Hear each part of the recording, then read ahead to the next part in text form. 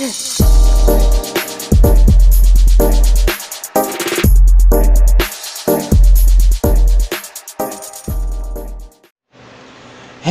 what's up everybody? This is your boy Kenny, and before I get started, I would like to have a moment of silence in remembrance of everyone that we lost on September 11th, as well as in honor of the family and friends, who are still deeply affected by the catastrophic events that happened on that day.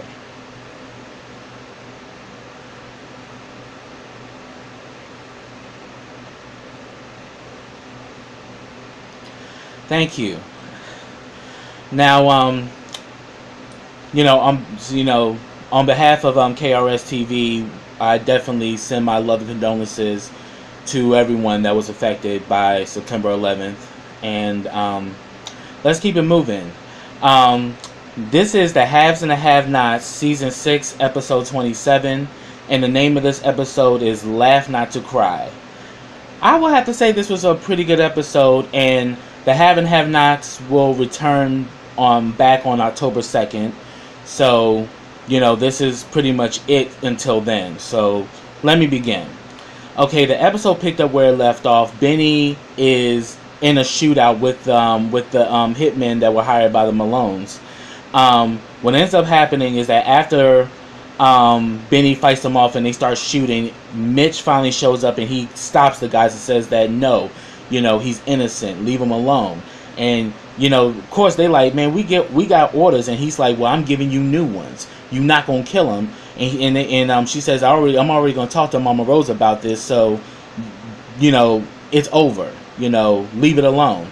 And the guys was like, well, fine, I'm gonna talk to Mama Rose too, like, what the hell is this? And he was like, we don't answer to you. But he's like, well, you're gonna answer to me now. So we pretty much afterwards, we pretty much see that Mitch and Benny have a conversation, and Mitch was like, I came through for you again, I see. I'm like, in all honesty, you did. Because, yeah, Benny puts himself in bad situations because he did warn him not to borrow money from his family, but yet Benny did. So in that respect, Mitch was right on that. But then he was saying that, yeah, but then Mitch will also let him know that, yeah, but you also got to make sure you got that money. And Benny was like, I still do have the money, it's in my room. And I'm like, because I do remember the police confiscating it when they arrested you when you supposedly stabbed Uncle Vinny. But I think what happened is that because Catherine had that high-powered attorney that got him off, they gave him the money back. Because I was thinking, like, I know that stack, the police confiscated that. Obviously, they probably gave it back to him after they let him out of jail. And he had it in his room. So when Malik went through the house and ransacked everything, he stole the money. So now Candace has that money. And I'm like, wow. This shit is crazy. But it's definitely going to play back, and I'm going to get to that. So then we actually get a scene with Hannah and Catherine. Catherine is pretty much giving her some, emotional support. And while she's doing that, she offers her a Valium. And she was like, you be taking things like this? And Catherine was like, have you met my husband and my son? Hell yeah, I be popping Valiums. Take this. She said that. And then Catherine had a reminder. You helped me with weed when I was on cancer. She's like, yeah, but this is different. She's like, no, it's not. You need to calm your nerves and you need to relax. So she takes the Valium or whatever, and the both of them go back and forth about Derek. And oh my God, like, Catherine is like, ooh, I'm a good matchmaker. Pump your brakes, Dolly Levi, because we don't know everything about Derek, and even there's some people who think that Derek may be the actual person that raped Hannah when she was 18. So really right now, you thinking you got a good setup, but there's a lot more to it than anything. And also, while they were having this conversation, Hannah did bring up that she saw Derek talking to Veronica. So immediately, the antennas came up. And then we see that later on, Derek comes in and he walks Catherine to her car, and while they're and pretty much Catherine has a conversation with Derek, saying, well, I'm glad that you were here for her, and I'm glad that you've been here supportive. But then she's like, what's going on with you and Veronica? And she's like, well, she's one of my clients that I sometimes just do things for. But she was saying that, look, I've told you time and time again, Veronica is not your friend. You cannot trust her, and you need to stay clear of her and her bullshit. And Derek is pretty much like, well, yeah, you're right. I got it under control. Everything's good. But then she's like, something's bothering you, Derek. There's something that you're not telling me. But of course, Derek ain't gonna really put it out there. And on top of it, him and Veronica used to screw around with each other. But then she pretty much tells him, be careful and call me anytime you need me. So he got an ally in Catherine, because Catherine is definitely Team Derek. So we saw that go down. And then after Catherine leaves, Benny and Mitch show up, and that damn Benny is so damn disrespectful. Like, bruh, he is the one that's been there with your mom since all this went down, and you just completely come in just being irate and disrespectful. And he's saying that, look, can you calm down? You being over the top could actually make things worse for her, so you need to chill. And he was trying to talk to Benny, but Benny wasn't trying to hear nothing Derek had to say, so he kind of like brushed Derek off and went upstairs. And then while he's upstairs, he's talking to his mother and everything. And she pretty much told him that, look, that man came here looking for Candace. Candace owed him all this money or whatever. And Candace told him that, yeah, because he did kind of set Candace up with that shit. Because he said that Candace had told him that the money was here with me, and that's why he came in here looking for it. And immediately we see that, yeah, Benny is getting pissed off and everything.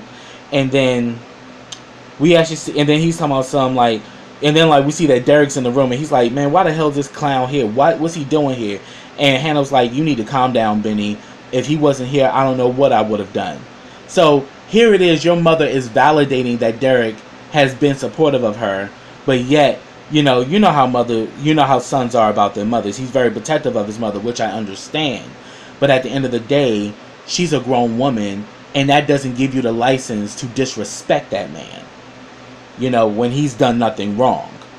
But we see that Benny goes off, to find the money, because he was going to give it to Mitch, I think, and come to find out that the money's missing. So immediately he flipping the fuck out. He's going off, and like of course Hannah's like, what the hell's going on, Benny?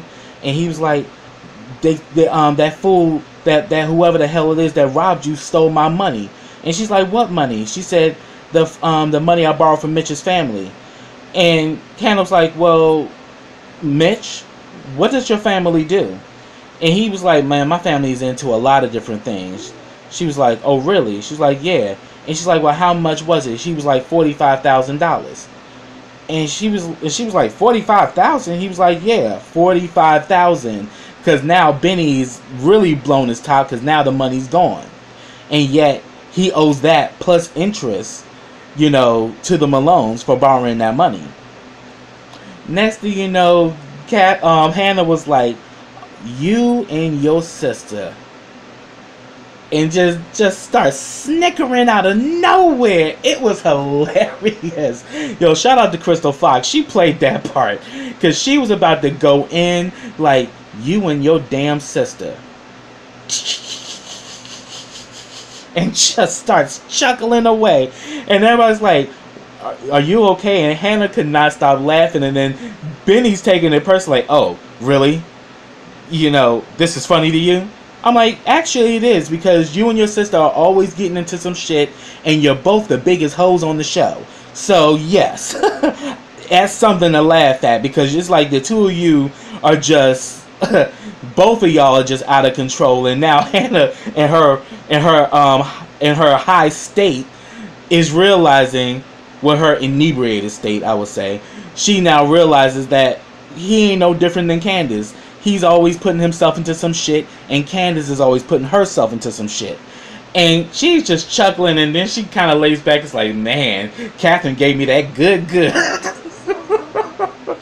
I was so tickled by that scene. That scene was everything, you know, and that what was up.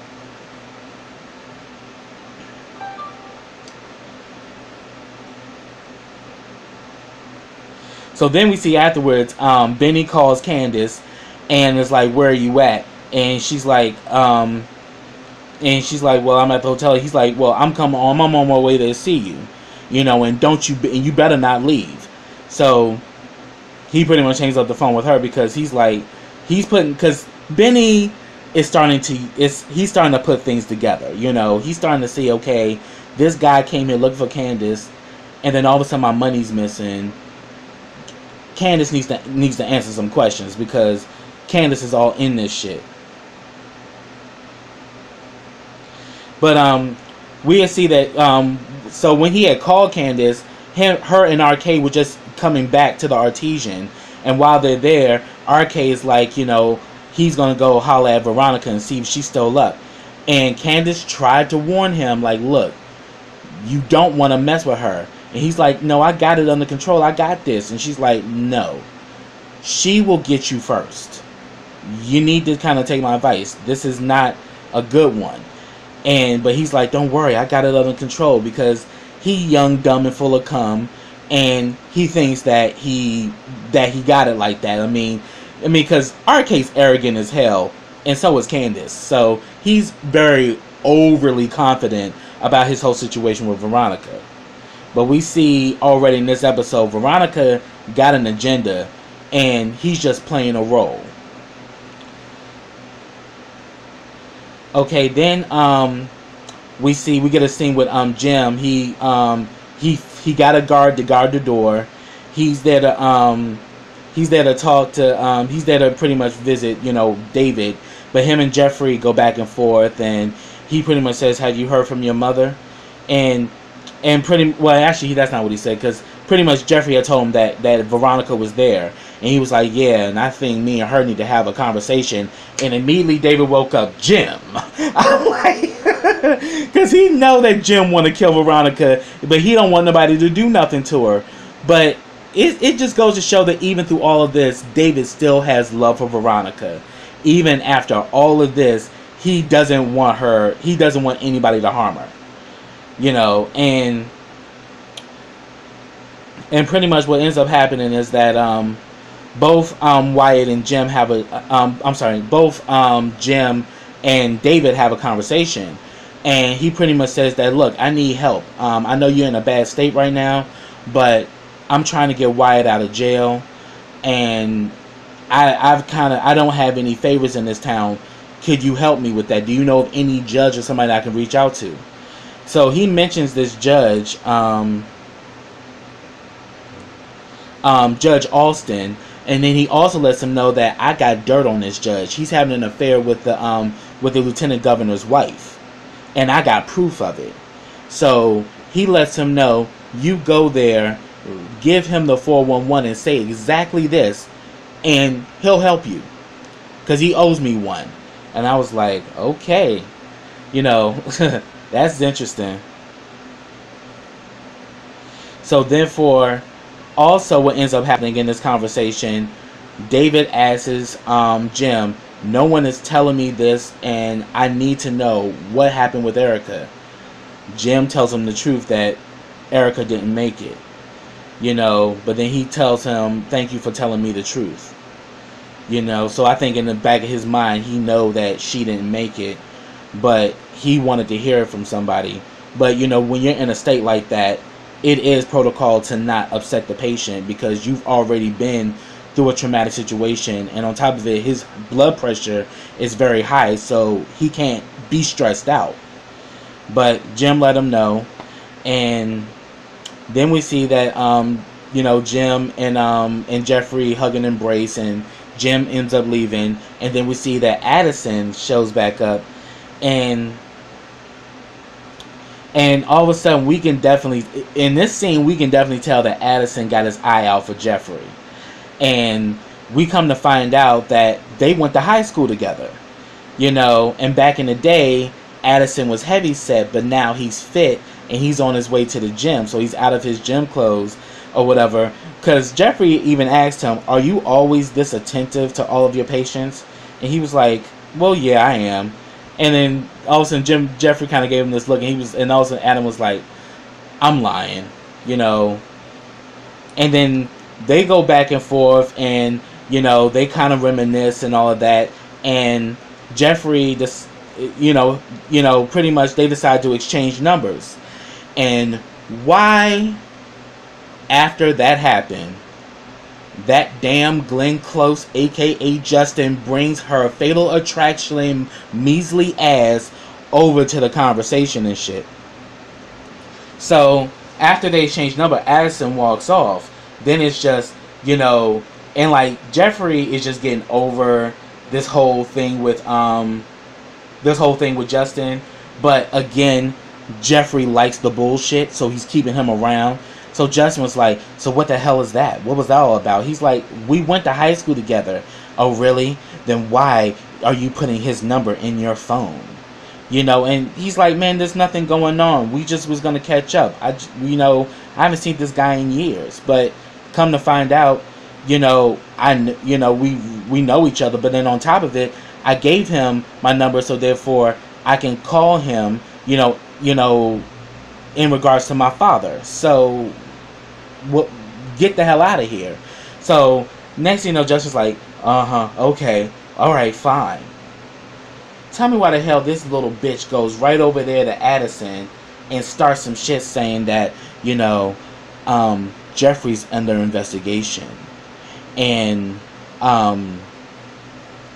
yeah, so you need to kind of tread lightly with Justin. I mean, were you gonna call him?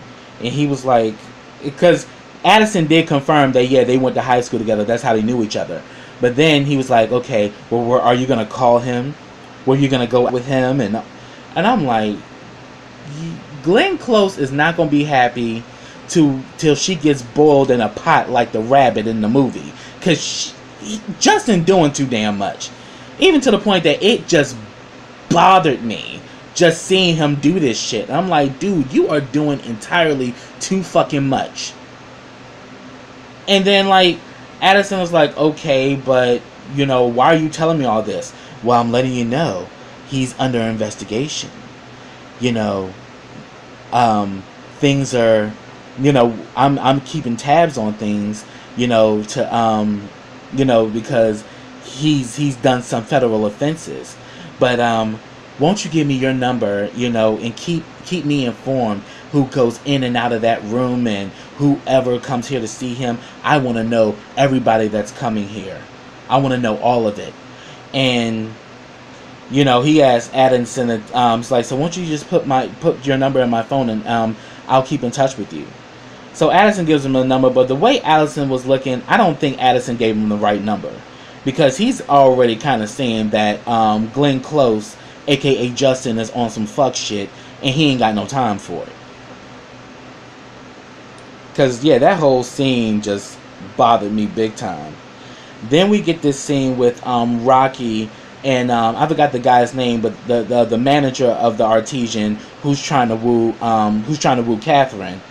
And he pretty much gives him the reports of like how much they're making, and we see that old boy is frustrated. But Rocky was like, look, things are gonna pick up. You know that this is a time where the money's kind of slow, but it's gonna pick up. Everything's gonna get better. And he's just so adamant. This is not enough. I want more than this. I can't take this anymore. I want more. I want better. And she was like, oh, you want better, huh? So what you gonna do? You gonna go cry to your sugar mama, Catherine Cryer? I was like, Rocky, you just not too long ago got recovered from getting your ass beat. This is not the time to still be trying to be a smart ass, Rocky. And, he was like, yeah, she's gonna change everything for me. And Rocky's like, look, you are not gonna get her. What was gonna take for you to get that? You're not gonna get her to fall under your trap. And he's like, yeah. And you'll be saying that after me and Catherine are married. I'm like, oh, this motherfucker tripping. Like, he really think that he is going to woo Catherine to the point that he's going to become the new, the new Mister in her life. Like, he's trying to create a long game, with Catherine. But I'm like, boo boo, Jim Cryer already beat you to that, so I don't think you're gonna get that far with that. But we'll see. So then we see that Veronica invites we see that Arcade shows up at Veronica's house. And she's like, I told you to be here within the hour. He was like, yeah, but I'm here now. And, so tell me, what's going on? You want to go to the bedroom? What, did you make breakfast? I want to get something to eat and all of that. Like, RK is literally coming up in there like he is like he's just cool and he's not phased. But then next thing you know, we see that Veronica is just like, oh, I'm just so happy to see you. You won't believe what I have in store. She comes back with a file, and it's his fucking rap sheet that's a mile long with all of his, incidents where he's robbed old women and even men, posing like he's gay and all that. So she knows all about that shit. And he was like, so then she pretty much said, so tell me, why were you in the room with my son? And he's like, you know about that? She's like, honey, I know everything. What the hell were you doing there? And he was like, now, that I know everything definitely rings a bell, because RK probably don't even realize she knows you stole her jewelry and shit. She has cameras throughout that whole entire house. But she's playing with him. And she was like, you know what? But then he was like, no, I wasn't going to have sex with him. I just wanted to take his watch or whatever. And I was willing to do whatever I had to do to get it. So Veronica's kind of peeping game like, okay, you one of those. So she's like, I'll tell you what. I want you to continue to flirt with my son. Make him want you. Make him want you bad. And he was like, okay, I can do that. That's nothing. But she's like, now I'm not telling you to have sex with him. I'm just telling you, I just want you to flirt with him. Make him think you want him. So he's like, okay. But then he starts trying to romance her and was like, yeah, you are so beautiful. Why don't we just go upstairs and let's get personal? She's like, you know what? You full of shit. And I ain't got time for you. And then he was like, okay, we can do that, but can I get something to eat first? And then as soon as he goes, she's like, I'm like, that damn, shout out to Angela Robinson. That was acting right there, because her face let it be known like, bitch, I know all about you and I know how you move. So she got the upper hand. She's kind of playing the same kind of game that that Norma Desmond played on Joe Gillis in Sunset Boulevard. I was getting Sunset Boulevard tease from that. You think you running a game on her, but she's running a bigger game on you. So then we see that Wyatt's in the jail cell. We see that the Malone dude, pulls a razor out of his mouth, and he was about to fucking cut Wyatt up, but there's a guard that kept going back and forth. So pretty much he sat back down. So, and I'm like, man, Wyatt is in so much danger he don't even realize. But then again, Wyatt put himself there, so it is what it is. Then we get the last scene between Candace and Benny. Benny shows up, he's irate, and pretty much he was like, do you know that somebody robbed mommy's house? And she was, and like, of course Candace plays dumb, like, oh my god, really? And she's like, and he's like, bullshit. That motherfucker came to the house looking for you and trying to get money from you that you owe. And she was like, well, tell her to give me my money. She's like, she's not going to give you that money. She's going to give the money back to the Criers, because early in the episode she said that she wanted to go in the bank in the morning because she wants to take that money out and give it back to the Criers because it belongs to them. And she was like, well, everything is cool, she should just give me my money. She's like, she's not gonna give you that money because it's not your money, Candace. It belongs to the criers. That's what she's gonna do. She's gonna give the money back to them. And she's like, but it belongs to me. And he's like, Candace, I'm not here for your bullshit. You know, and if anything, you know, so who robbed mommy? Obviously somebody that you knew. Was it one of your tricks? Because it makes me question, how is it that your broke ass can stay up in this damn hotel room, but you ain't got no damn money? So who the hell you screwed over that came over there to rob mommy and all of that? And I was like,